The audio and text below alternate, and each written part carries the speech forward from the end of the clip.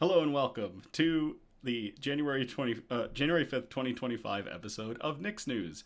I am your host, Nick, brought to you by Some Budget Studios. That's right, we are putting money into this project. We're live every Sunday, and I thank you all so much for tuning in or catching the replay on the Nicks News Facebook page or the YouTube page. That's right, we are simulcasting. Hooray! This is a program dedicated to bringing good news to counter all of the bad news that we are bombarded with on a daily basis, with the hope of bringing a little bit of joy back into the world. Many of our articles are pulled from sites like goodnewsnetwork.org and goodgoodgood.co, but we appreciate everything sent in by you, the viewers. And we are here, our first episode of 2025, and let me tell you, it has been a hell of a first week for 2025. But I am so thankful to have you all here with us. So, you are very low volume on both Facebook and YouTube. Ooh, why are we low volume? Ooh, why is the gain low? Hold on, let me bump it up. Check 1, check 2.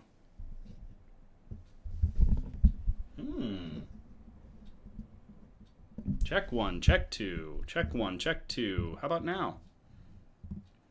Producer Donna and I were earlier joking about this, that we got everything set for next week, like all of our pre-updates, all of our posts, everything that goes up we put into the planner, and we were gonna have some massive kerfuffle like we did last episode. It turns out it was just the microphone.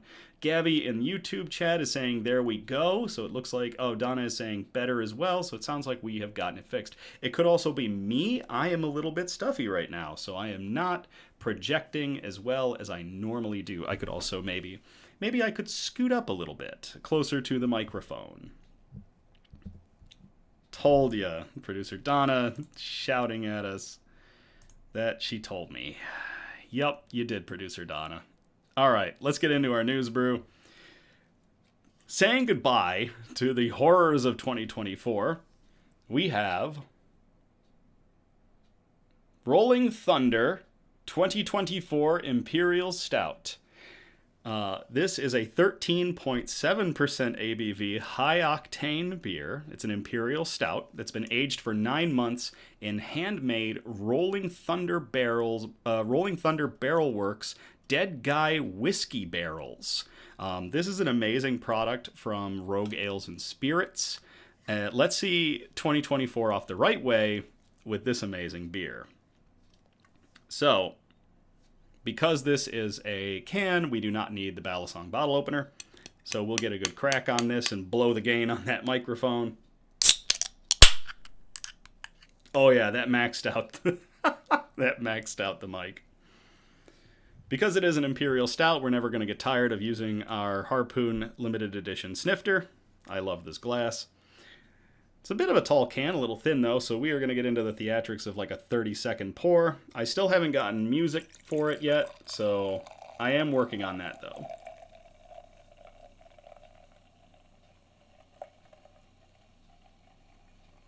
I have been playing around with the Stream Deck that my sister-in-law gave me, and it's great flopping through scenes. So I am going to look to make a scene for OBS that has music playing while the camera's going while we do the pour.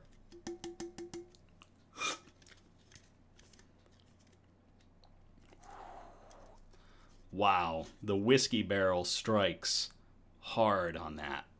Just like 2024 kicked us all quite a bit. Get you out of the way.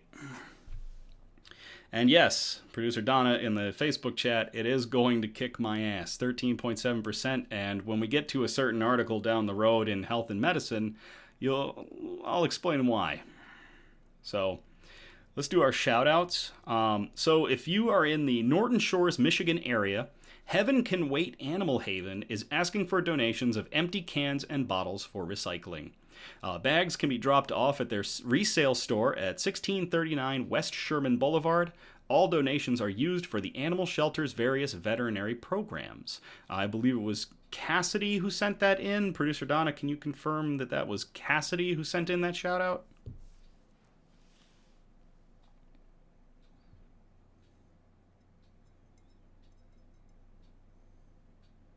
I know there's a Lions game going on, so we might be a little short on the Michigan crew, but we'll see. We will see. It's not the right one. There it is. Check, check, check. Na-na-na-na-na-na. Oh boy. I think it was Cassidy. Is there a huge delay going on?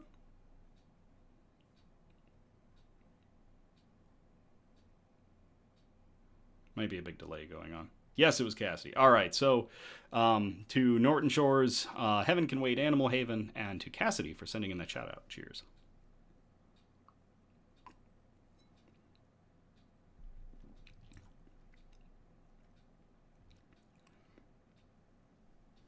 That is, oh. Hey, Julie. That is whiskey brewed with a stout. I am in trouble. Oh my god. That I'm here for now, but we'll be distracted. Yep, Julie in the Facebook chat is watching the Lions game. Today, on the 5th of January, the Lions are up against the Vikings. Both teams are, 14-2? Or is it 13? Are they 13-2 or 14-2 right now? It's absolutely crazy. This has been an amazing season for both teams. And going into the playoffs, this is just bonkers. So good luck to both teams. 14-3. Okay, both teams are 14-3. Interesting. Oh, 14-2. Julie corrected. I was right. It was 14-2. All right, next shout out. Happy birthday to a Nicks Newsy friend and a gaming buddy, and a lurker of Nicks News. He doesn't post much, and that's absolutely fine. Chris, also known as Gabriel. Happy birthday. They are celebrating on the 10th of January, so to Gabe, happy birthday.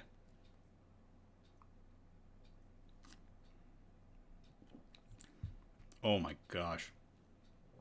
That is whiskey. That was aged. That was beer aged in whiskey. That was not aged in the whiskey barrel. It was just aged in the whiskey. Ooh, we're in trouble. Last one. Usually if we have somber notes, we tend to have them now here in the shout-out section, and we can get on with the good news to be uplifting. So right now, we want to have a moment of silence. Two of our Nicks Newsies we want to extend our love and support for, and that are Nicks Newsies, Mike and Travis, who both lost loved ones this last week. I am so sorry for both of you and your losses. My heart goes out to your families and to you. And if you need anything, please contact me by all means. So just want to do a moment of silence for Mike and Travis's family members who have passed away.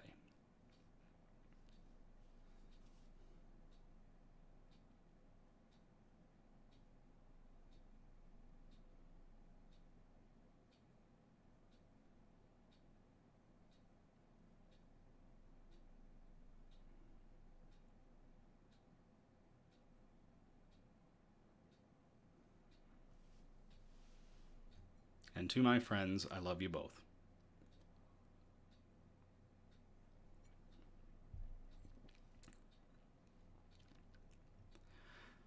News quote. I feel like this is a good one given the circumstances and given moving forward into 2025. What do we live for if it's not to make life less difficult for each other? That comes from Mary Ann Evans, who is known by her pen name of George Eliot. She was an English novelist, a poet, a journalist, a translator, and one of the leading writers of the Victorian era. And that quote again, moving into 2025, I feel like this is going to be a big experience. I think this is going to be a crazy year.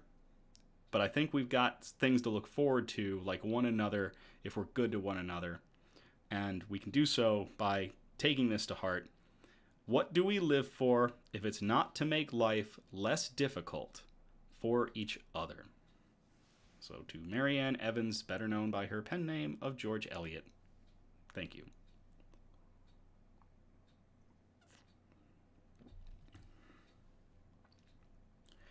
Bug update. Elmira's still snoozing. Sue is an angry little rage machine.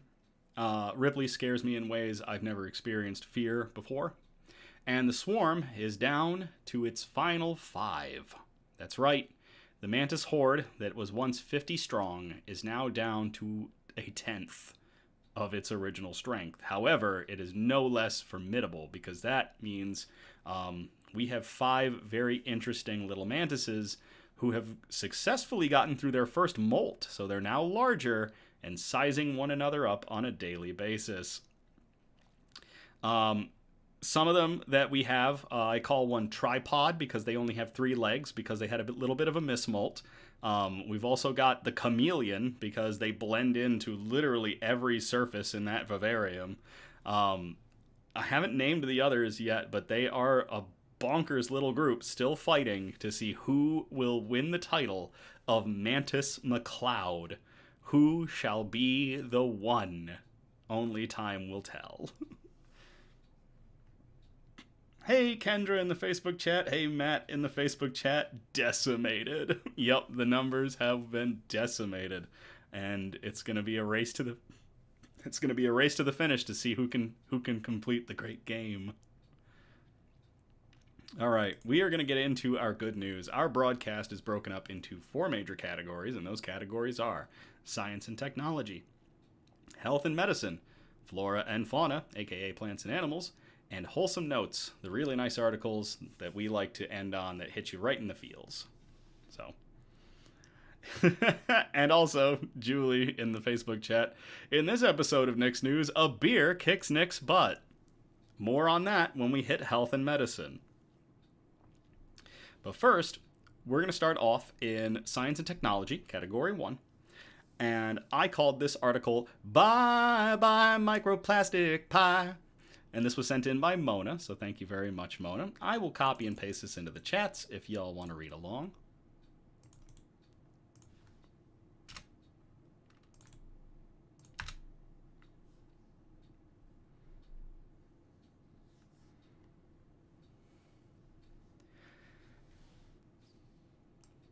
Actually, I can scoot these 2 over now. I can do that. There we go.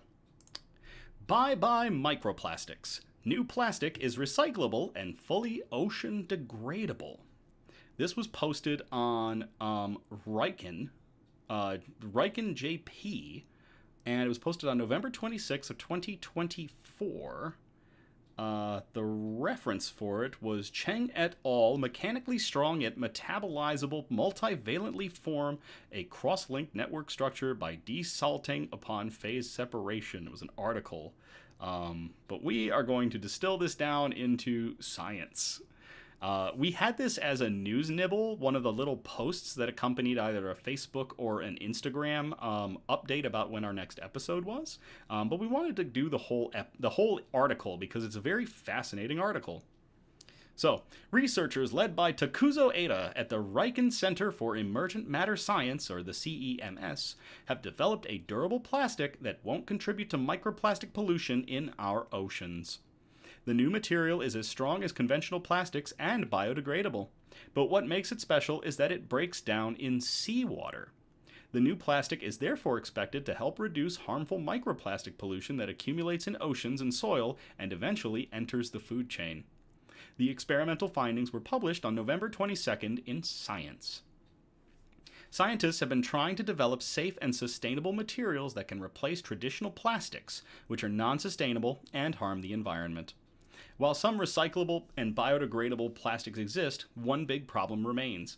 Current biodegradable plastics like PLA often find their way into the ocean, where they cannot be degraded because they are water insoluble. As a result, microplastics, or plastic bits that are smaller than 5 millimeters, are harming aquatic life and finding their way into the food chain, including our own bodies. That's right, we're made of microplastics. In their new study, Ada and his team focused on solving this problem with supramolecular plastics, polymers with structures held together by reversible interactions. The new plastics were made by combining 2 ionic monomers that form cross-linked salt bridges, which provide strength and flexibility.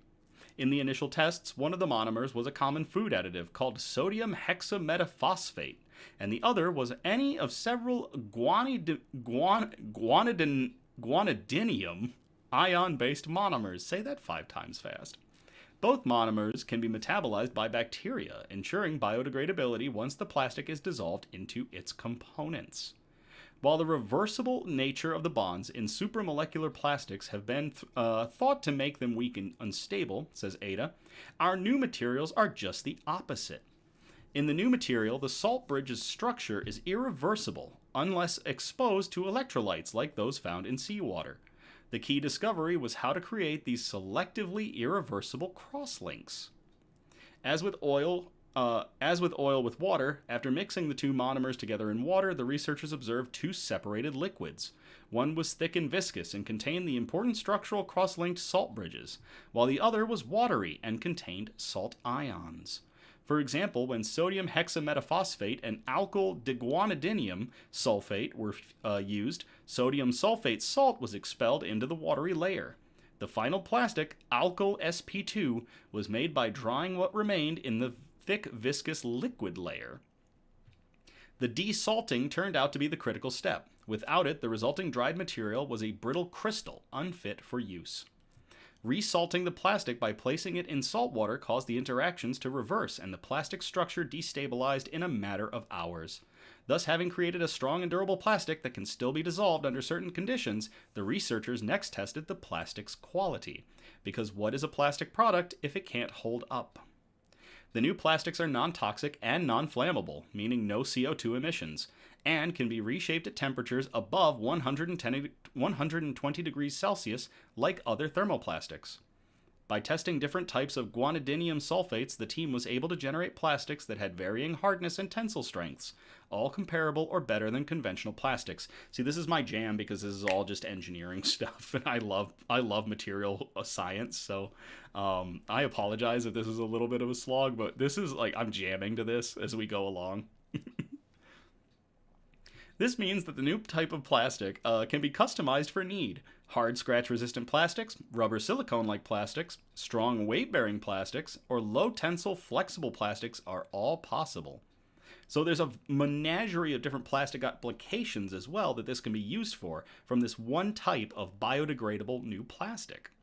The researchers also created ocean-degradable plastics using polysaccharides that form cross-linked salt bridges with guanidinium monomers. Plastics like these can be used in 3D printing, as well as medical or health-related applications, so we're expanding it even further. Nerdgasm from Matt in the chat, in the Facebook chat. Lastly, the researchers investigated the new plastic's recyclability and biodegradability. After dissolving the initial new plastic in salt water, they were able to recover 91% of the hexametaphosphate and 82% of the guanidinium as powders, indicating that recycling is easy and efficient. In soil, sheets of the new plastic degraded completely over the course of 10 days, supplying the soil with phosphorus and nitrogen similar to fertilizer. With this new material, we have created a new family of plastics that are strong, stable, recyclable, can serve multiple functions, and importantly, do not generate microplastics, says Ada. That is awesome. To everybody at the Riken Center for Emergent Matter Science for cooking up new biodegradable plastics, and for Mona for sending in that article, cheers.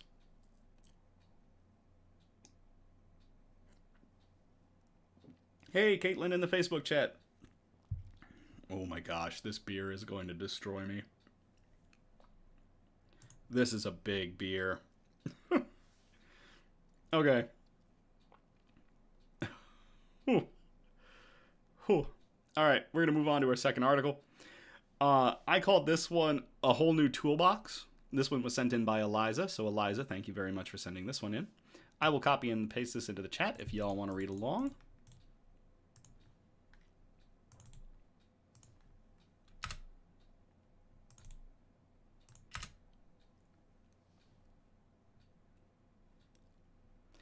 AI technology helps level playing field for students with disabilities. This was posted to VOA News on December 29th of 2024 by the Associated Press. For Mackenzie Gilkison, spelling is such a struggle that a word like rhinoceros might come out as rhinoceros, or sarcastic as sarcastic. The 14-year-old from suburban Indianapolis can sound out words, but her dyslexia makes the process so draining that she often struggles with comprehension. I just assumed I was stupid, she recalled of her early grade school years. But assistive technology powered by artificial intelligence has helped her keep up with classmates. Last year, Mackenzie was named to the National Junior Honor Society. She credits a customized AI-powered chatbot, a word prediction program, and other tools that can read for her. I would have just probably given up if I didn't have them, she said. Artificial intelligence holds the promise of helping countless students with a range of visual, speech, language, and hearing impairments to execute tasks that come easily to others. Schools everywhere have been wrestling with how and where to incorporate AI, but many are fast-tracking applications for students with disabilities. Getting the latest technology into the hands of students with disabilities is a priority for the U.S. Education Department, which has told schools they must consider whether students need tools like text-to-speech and alternative communication devices. New rules from the Department of Justice also will require schools and other government entities to make apps and online content accessible to those with disabilities. There is concern about how to ensure students using it, including those with disabilities, are still learning. Students can use artificial intelligence to summarize jumbled thoughts into an outline, summarize complicated passages, or even translate Shakespeare into common English. I don't think any of us can do that well. But I guess AI can. And computer-generated voices that can read passages for visually impaired and dyslexic students are becoming less robotic and more natural. I'm seeing that a lot of students are kind of exploring on their own, almost feeling like they've found a cheat code in a video game, said Alexis Reed, an educational therapist in the Boston area who works with students with learning disabilities. But in her view, it is far from cheating. We're meeting students where they are. I absolutely love that quote. Ben Snyder, a 14-year-old freshman from Larchmont, New York, who was recently diagnosed with a learning disability, has been increasingly using AI to help him with homework. Sometimes in math, my teachers will explain a problem to me, but it just makes absolutely no sense, he said. So if I plug that problem into AI, it'll give me multiple different ways of explaining how to do that. He likes a program called Question AI. Earlier in the day, he asked the program to help him write an outline for a book report, a task he completed in 15 minutes that otherwise would have taken him an hour and a half because of his struggles with writing and organization. But he does think using AI to write the whole report crosses a line. That's just cheating, Ben said. And therein lies a very important solution to that, where earlier it was the hope is that these AI models and these electronic assistants are the students still learning. The students know the difference. The students know what crosses the line. That right there, that's just cheating, Ben said. So the student understands what he's using this program for. And I'll tell you, when I was going through college, when we had really hard, it was engineering, when we were doing some really crazy math problems, we plugged a bunch into all sorts of different different math programs that we had access to, just to see how those programs would deal with the problems sometimes, to see if there were shortcuts or if there were other ways that we weren't seeing how to do it. And it blew our mind that there were alternative paths that we just really hadn't seen because we were staring at the numbers and not, we didn't have those tools in our toolbox. So these AI programs and this new technology definitely has the chance to be new tools in the toolbox for these kids. Schools have been trying to balance the technology's benefits against the risk that it will do too much. If a special education plan sets reading growth as a goal, the student needs to improve that skill. AI cannot do it for them, said Mary Lawson, General Counsel at the Council of the Great City Schools. But the technology can help level the playing field for students with disabilities, said Paul Sanft, director of a Minnesota-based center where families can try out different assistive technology tools and borrowed devices. There are definitely going to be people who use some of these tools in nefarious ways. That's always going to happen, Sanft said. But I don't think that's the biggest concern with people with disabilities who are just trying to do something that they couldn't do before. Another risk is that AI will track students into less rigorous courses of study. And because it is so good at identifying patterns, AI might be able to figure out a student has a disability. Having that disclosed by AI and not the student or their family could create ethical dilemmas, said Luis Perez, the Disability and Digital Inclusion Lead at CAST, formerly at the Center for Applied Specialized Technology. Schools are using the technology to help students who struggle academically, even if they do not qualify for special education services. In Iowa, a new law requires students deemed not proficient, about a quarter of them, to get an individualized reading plan. As part of that effort, the state's education department spent $3 million on an AI-driven personalized tutoring program. When students struggle, a digital avatar intervenes. Hey, Tim in the Facebook chat. The U.S. National Science Foundation is funding AI research and development. One firm is developing tools to help children with speech and language difficulties. Called the National AI Institute for Exceptional Education, it is headquartered at the University of Buffalo, which did pioneering work on handwriting recognition that helped the U.S. Postal Service save hundreds of millions of dollars by automating processing.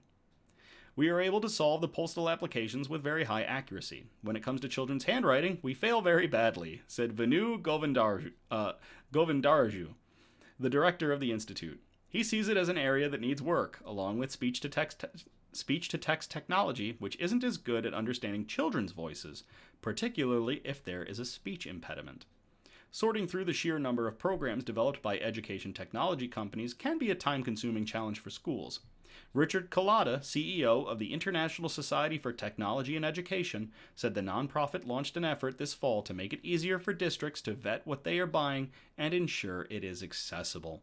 So there are groups out there that are doing their best at figuring out what the best programs are to help students and getting those in the hands of the schools and the educators.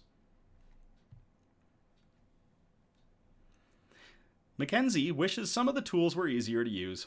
Sometimes a feature will inexplicably turn off, and she will be without it for a week while the tech team investigates. The challenges can be so cumbersome that some students resist the technology entirely. But Mackenzie's mother, Nadine Gilkison, who works as a technology integration supervisor at Franklin Township Community School Corporation in Indiana, said she sees more promise than downside. In September, her district rolled out chatbots to help special education students in high school. She said teachers who sometimes struggle to provide students the help they needed became emotional when they heard about the program. Until now, students were reliant on someone to help them, unable to move ahead on their own. Now we don't need to wait anymore, she said. That is awesome. To everybody involved in these school districts with integrating different AI technology, machine learning, and new technology to help students with disabilities get the leg up to get back on the even playing field, and to Eliza for sending in that article. Cheers.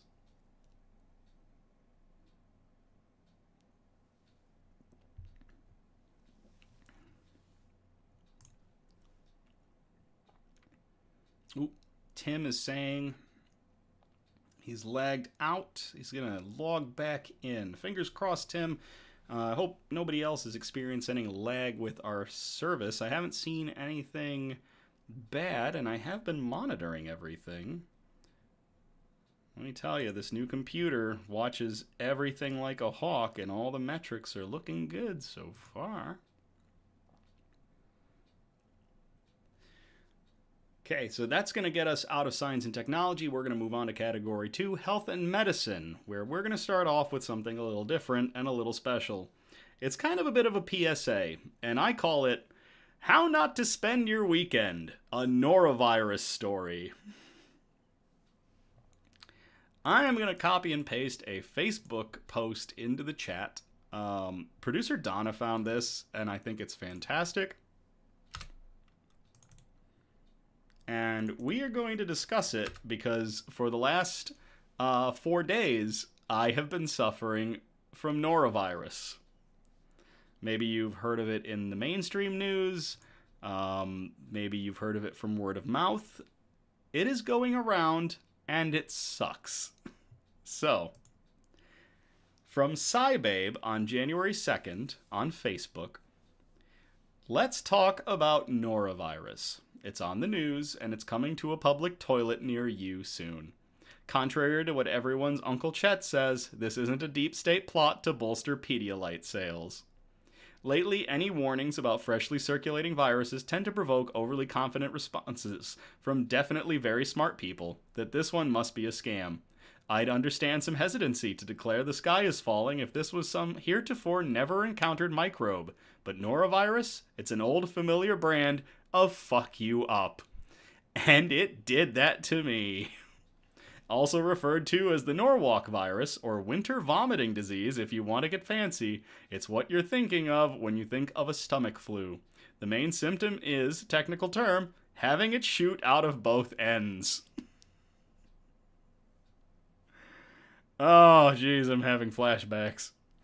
This is sometimes accompanied by gastric pain, weakness, lethargy, headache, a low fever, and begging for the sweet release of death from whatever god you must have displeased. And let me tell you, I was praying to the porcelain toilet quite a bit. It's been called the perfect human pathogen, and evolutionarily that might just be true. There are 7 genogroups with countless strains in each group. An infection gives you immunity to that one strain for a mere 6 months. It doesn't confer any reliable degree of immunity to the rest of the nauseating family tree. Its final boss level hard to kill, lives on surfaces for weeks, can be passed via food or utensils, and is easily transmissible even without direct contact between infected people. And I think that might be where I got mine from. I think how I got it is it might have been on food that I ate. Because shortly, within the incubation period, that's when it hit me. But Miss Auntie Cybabe, surely we can limit the spread if people just stay home while they're symptomatic. I thought so too, but I had a quick poke around the internet for what 4 out of 5 dentists said. After a blink and you'll miss it incubation period, sometimes as short as 12 to 48 hours, the virus is transmissible when symptoms hit. The real kicker, though? People remain contagious for at least 2 to 3 days after their symptoms clear. Sometimes they can pass it for up to another 2 weeks. A few chuckleheads on Twitter posted that newspapers in the UK are ordering everyone to stay home for 48 hours. Which, of course, no they're not. That's not happening. There is no widespread lockdown order. They've recommended that people who have been sick stay home for at least 48 hours after their symptoms have ended. Given the extended contagious period, and that that sentence is a little weird, but you're not going to want to move after your innards have been kicked out of you. Anyway, 2 days on the couch sounds just dandy. Out of an estimated 20 million cases annually in the US, some people are hit with a particularly unpleasant case. Per the CDC's website, in a typical year, there are 465,000 hospital visits and 109,000 hospitalizations, mostly for dehydration-related issues. That is the biggest thing. If you get norovirus, I was dehydrated beyond belief. Water will just run out of you. You have to be constantly hydrating. If you get norovirus, if you think you've got a stomach flu or food poisoning, like I thought it was food poisoning at first, but turns out more than likely it was the norovirus. Hydrate, hydrate, hydrate. Pedialyte, Gatorade, water, especially water. You can't just be drinking the Pedialyte or the Gatorade. You have to be hydrating with water too through the whole process, and it's going to be a slog getting through it, but you'll get through it. I promise you. A virus doesn't have to land you in the hospital to be a miserable time. I had norovirus. This author had norovirus once, and once was plenty. It's the only time in their life that they pulled over to the side of the road to throw up, and they slept on the bathroom floor.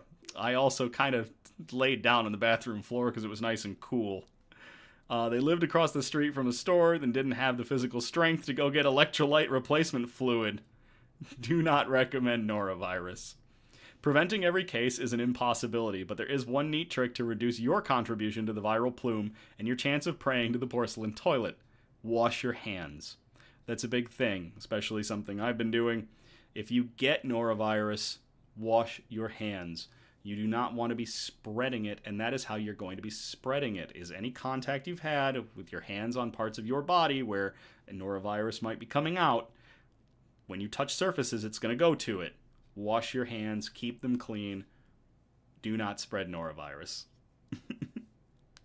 A good vigorous scrubbing with plain old soap is exactly what will take this virus right off your hands, hopefully before you touch your mouth without realizing it. Though hand sanitizer is useful for a lot of other nasty business, norovirus's structure allows it to be all but impervious to your tiny bottle of Purell. That's right, norovirus is almost entirely impervious to, like, hand sanitizer. But soap and water, properly washing your hands, can get enough of the particulate, enough of the virus off your hand surfaces that if you touch your mouth, your nose, any of your mucous membranes, you're not going to be giving it to yourself through a large viral load. So if you're trying to avoid this entirely and you know that there's an outbreak in your area, it can't hurt to mask up while you're out, mostly to keep your hands away from your mouth. The best thing you can do is scrub your hands early and often. And just in case, maybe grab some Gatorade or Pedialyte while you're out. Chet will thank you when he needs it. So, that is the post from Cybabe regarding norovirus. If you get norovirus, again, hydrate. During this time while norovirus is going around, wash your hands often before touching anything that you're going to come in contact with that you may then be bringing your hands up to your mouth and nose. I hope none of you get it, because it has been horrible. It has also, because I've been so dehydrated and hydrating and going through this cycle, it's also why I was a little hesitant with drinking a news brew tonight, and it's also why it is probably kicking my ass, because I am probably still just a little dehydrated, despite having tanked up before the broadcast. I'm still feeling it, and this beer is just knocking me out. So to Cybabe and to everybody who's preventing everyone else from getting norovirus or dealing with it, cheers.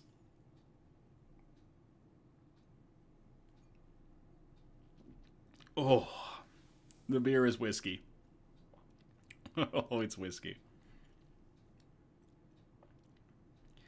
All right, I call this next one Parks and Rec MD. And I'm going to copy and paste this into the chat for y'all to read along.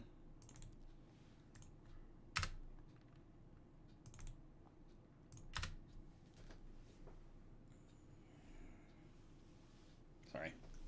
I got to pick that up. The emergency line.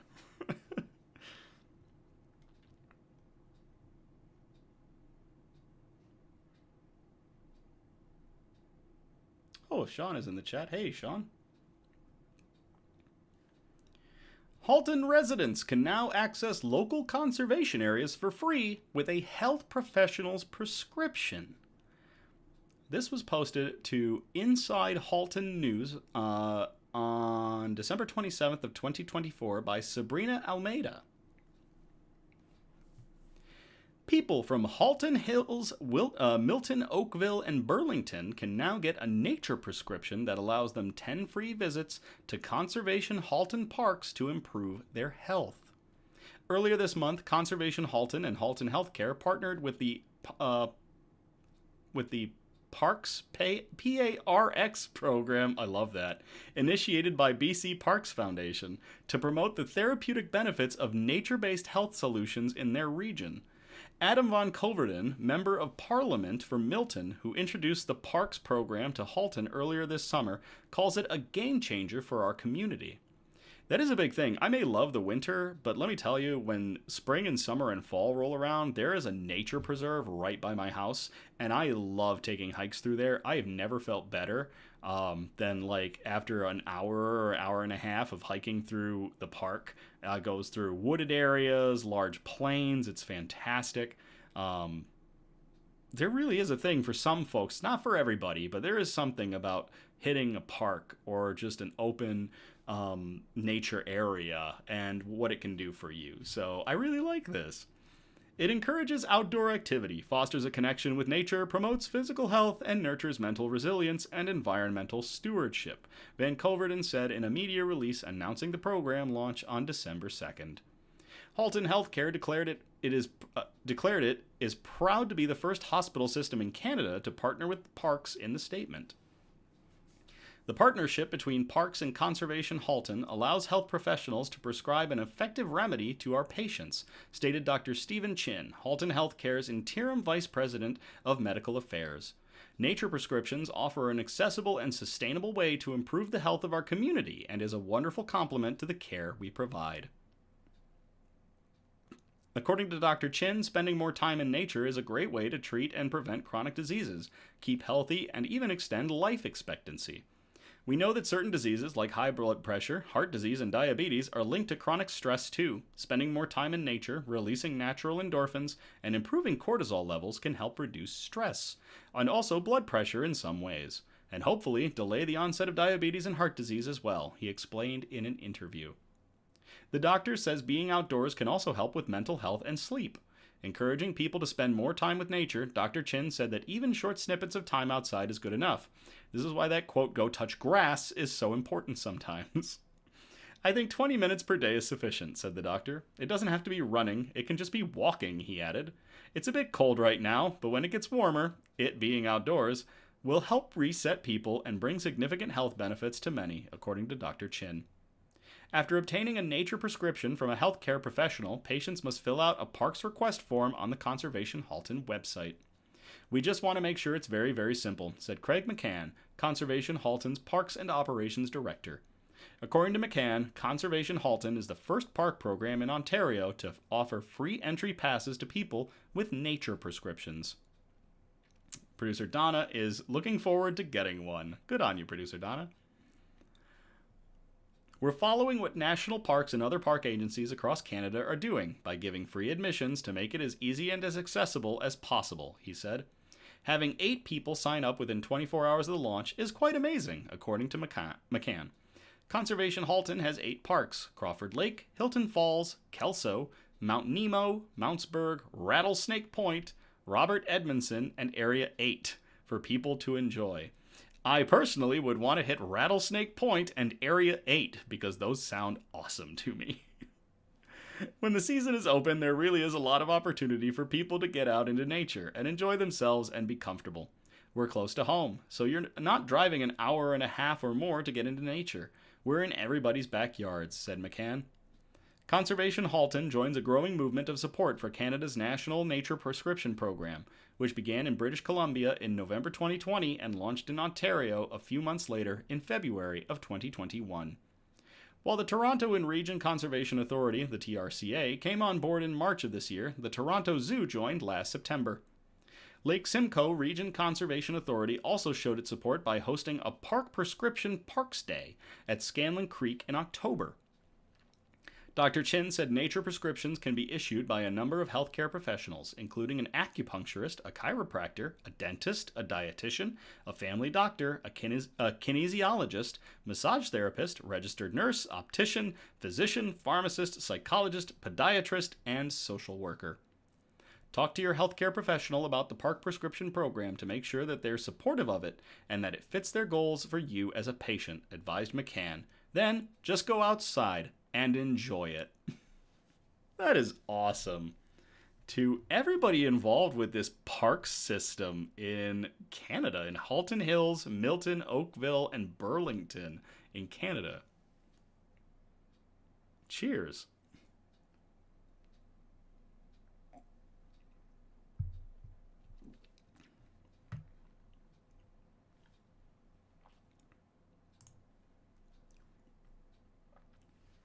All right, so that gets us out of health and medicine. We're going to move on to category 3, flora and fauna, aka plants and animals. And we are going to debut a new article title, one of the new constants. We have many constants, like if we have a bee article, we do all the buzz. If it's cancer, we have cancer, fuck cancer. And if we have cats, we have the obligatory cat article. But while we were doing the article names for today, Donna and I got into a conversation about what about dogs. I know we have many cat lovers here in the Nicks Newsies, in the viewers, but I personally am a dog lover, and I'm sure we have some dog lovers too. So we are going to call dog articles from now on Heckin' Good Boys. That's right, we're going to use the meme. I don't care. I laughed immediately when I thought of it, so it's going to stick. So this is going to be our Heckin' Good Boy, and I'm going to copy and paste this into the chat if you all want to read along. Also from producer Donna in the Facebook chat, we get a lot of dog articles. So just like having all the cat articles with the obligatory cat article, we're going to have the Heckin' Good Boy. Stanley, a very good boy, saves other dogs' lives as a blood donor. After 17 donations, Stanley the pit bull still has no clue he's a hero. And if you look at that face, he definitely doesn't. When he jumped into the car that Sunday, Stanley knew where they were going. He started wagging his tail and his mouth widened into a grin. Usually when they go for rides, his sister, another pit bull, comes along. But when it's just Mom and him, Stanley knows he's heading to that place where all those ladies in scrubs are always so excited to see him, where he gets to lie on a soft blanket while they rub his belly and tell him he's a good boy. He knows there will be treats. Lots of treats. He has no clue he's donating blood and saving other dogs' lives. Okay, buddy, are you ready? Oh, sorry, this was posted to the Tampa Bay Times on December 29th of 2024 by Lane DeGregory. Man, I got ahead of myself because I was so excited for this article.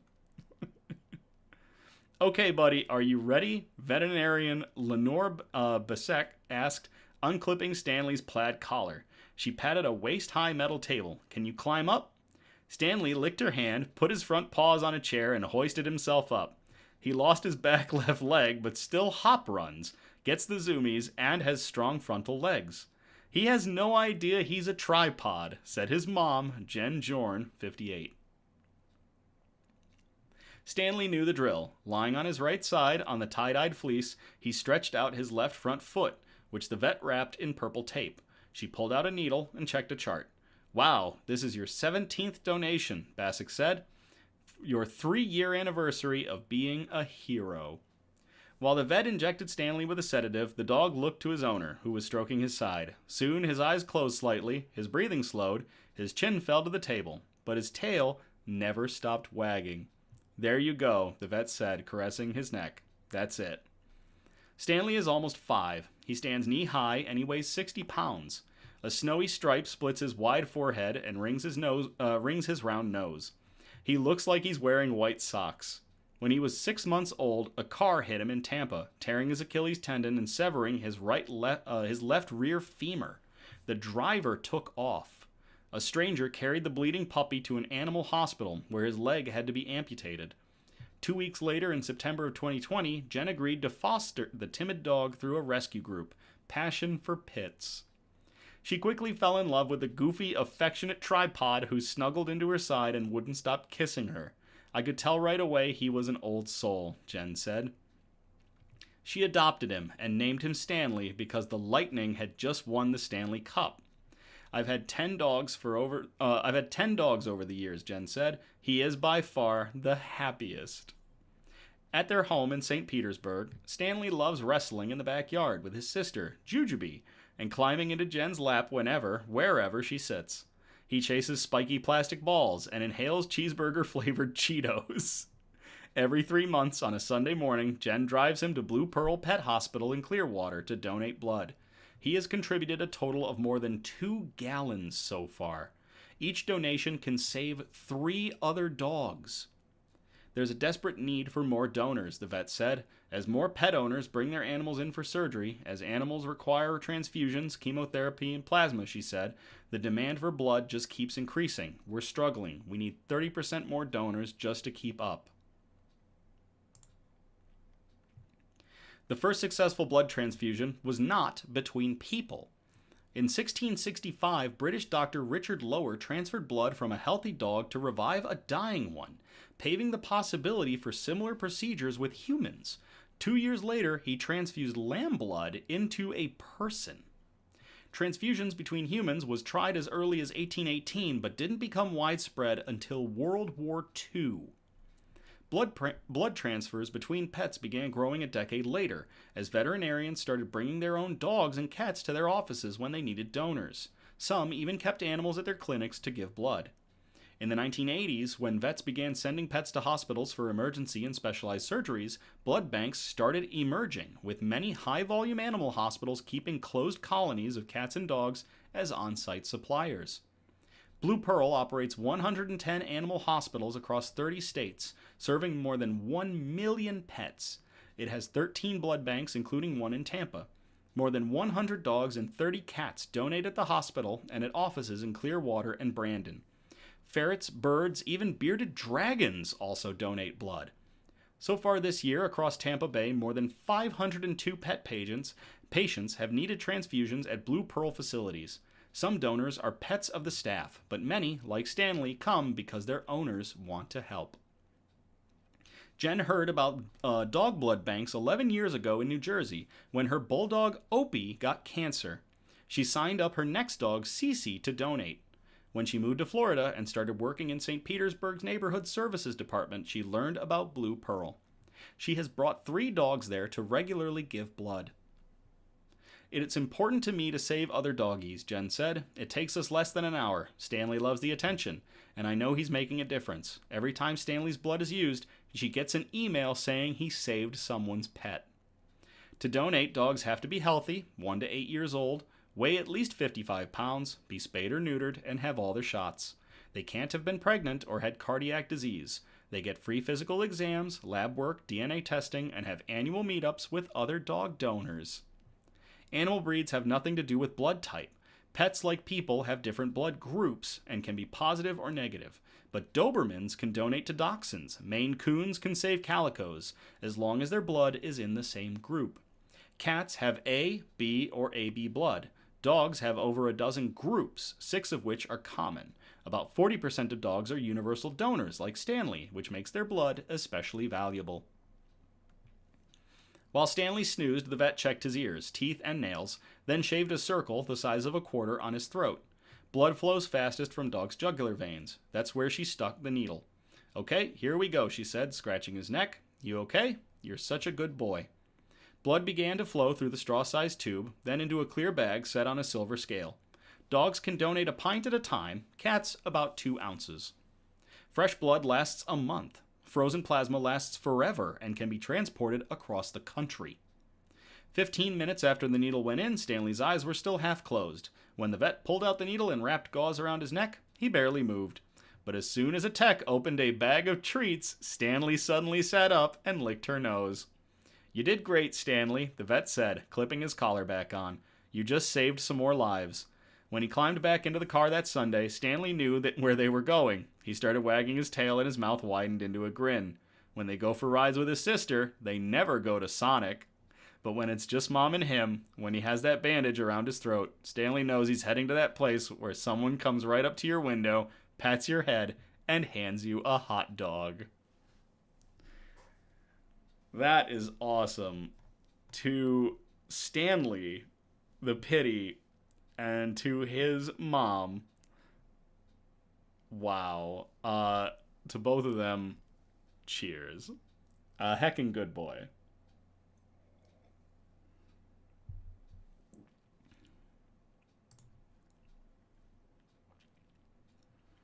And of course, it wouldn't be a heckin' good boy article if we didn't follow it up with an obligatory cat article. And this one was sent in by Cassidy, so thank you, Cassidy, very much for sending this in. I will copy and paste this into the chats if y'all want to read along.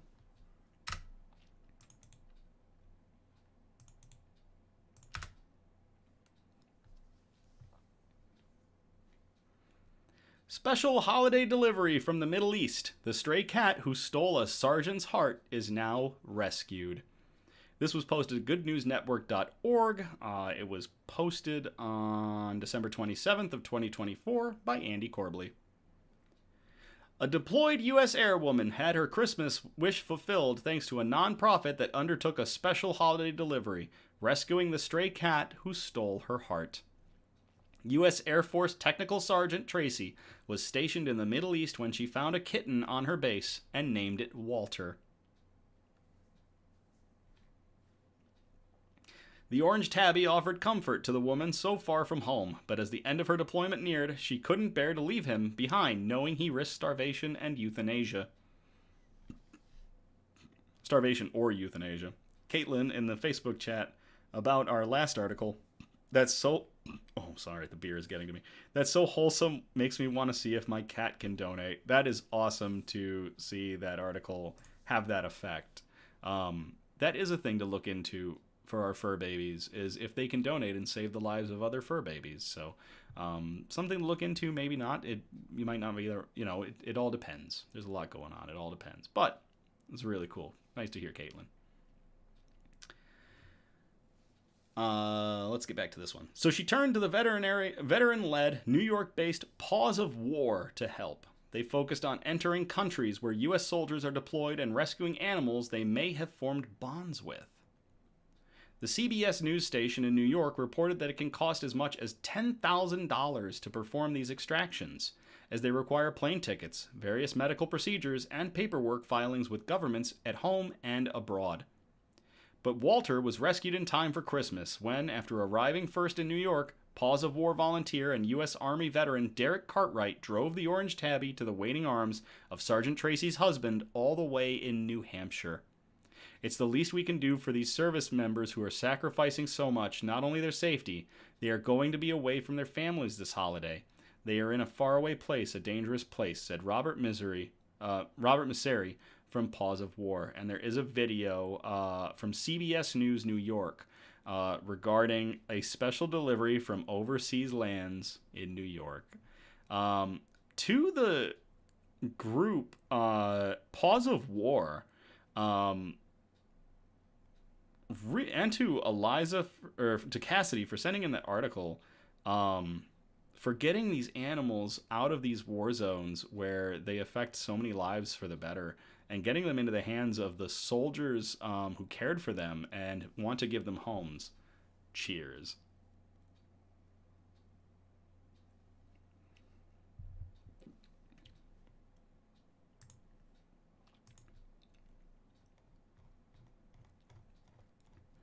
All right, so we are going to get out of flora and fauna, and we are going to get into the wholesome note. This is our last article of the night, and this one is about two heckin' good boys.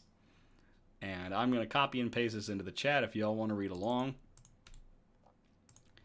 Thank you all for sticking with me. I know this has been a long episode with a lot of long articles, but by all, I appreciate everything. I appreciate all of you. So let's get into this one. This one, I don't think this one was sent in by anybody. So if it wasn't, or if it was, producer Dawn is about to yell at me. And while she yells at me, we'll get into it. Good boy dog influencers raised over $16,000 for animal shelter facing flood damage ahead of the holidays. This was posted to goodgoodgood.co on December 23rd of 2024 by Cameron Baker. Christmas time is especially magical for Alex Morgan, creator of Good Boy Ollie, a social media account dedicated to the shenanigans of her two Labrador retrievers. On Christmas in 2022, Morgan's chocolate lab and TikTok icon Ollie gained a little brother, a yellow lab named Tato, short for potato, of course. Oh, Eliza sent this one in. Dang it, we're going to have to change that in post. Eliza, I apologize. Thank you very much, Eliza, for sending this one in. I knew somebody sent this one in. It just slipped my mind. Dang it, Norovirus. In 2023, with the help of their audience of millions, the trio donated 2,000 gifts to animal shelters at the National Animal Welfare Trust, Berkshire. And this year, they've outdone themselves once again. With the generosity of their 2.4 million Instagram followers and 7 million TikTok followers, And also, I followed them on Instagram with the Nicks News Instagram earlier today. Ollie and Tato once again hosted a holiday toy and supply drive, but they also raised more than £13,000, or over $16,288, for NAWT Berkshire. Not only have you helped deliver thousands of toys, beds, important supplies, and food to Not Berkshire, but you have also raised almost £14,000 with gift aid for Not Berkshire for Tato's Christmas run, Morgan wrote on the dog's Instagram page. While Ollie played the role of Santa Paws in this do-good endeavor, Tato and Morgan will be taking part in a race dressed as an elf, all with the motivation of raising funds for the shelter. Tato, with his mum, will be taking part in a winter canicross race dressed as Santa's elf, a fundraising page explained. Any donations will be greatly appreciated. We have witnessed firsthand what wonderful care everybody at Knot takes of their animals. They truly deserve the best Christmas ever. It has also been an especially difficult year for the shelter, which experienced flooding and has been repairing its facilities over the past few months, in addition to supporting the needs of countless animals. This year especially has been incredibly tough financially for the charity, Morgan shared on Instagram. With rising bills, so many animals needing complex medical care, and never-ending flood damage, this money will help them more than we could have possibly imagined. Not Berkshire's recent fundraising efforts have been devoted to keeping the lights on to ensure all its facilities have their energy and heating needs met as bills rise and more floods are predicted in the coming year. The support from Ollie and Tato's loyal followers have certainly made a difference. We cannot begin to express how grateful we are, Not Berkshire commented on the dog's Instagram page. Ending a rather tough year on an incredible high thanks to everyone's support. Did anybody catch... Hi, Eliza, in the Facebook chat. Did anybody catch the tone change on the camera? Is it just me, or does the camera still look right?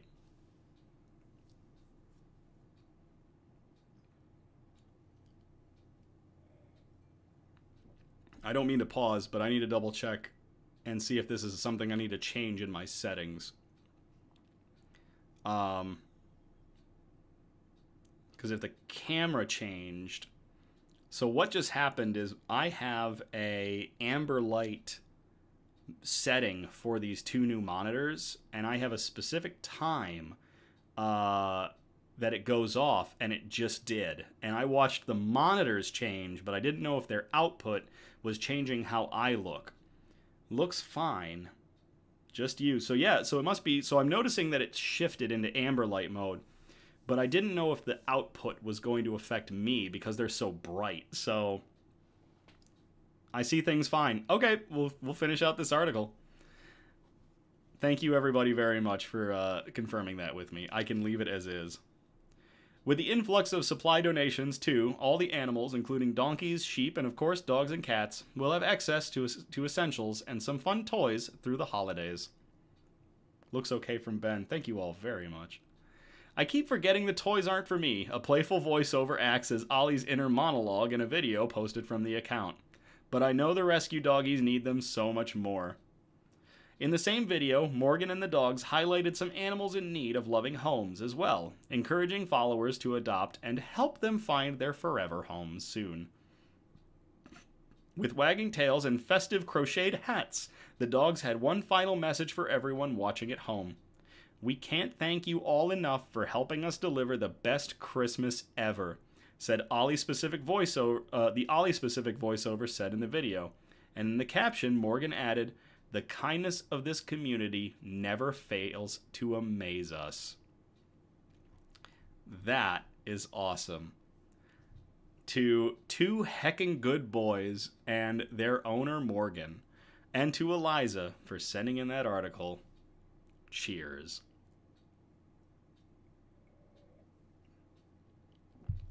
Thank you, Caitlin, in the Facebook, also confirming that the screen change did not affect anything else, so it's just how I saw it. They're forever home from Eliza in the Facebook chat. That is adorable.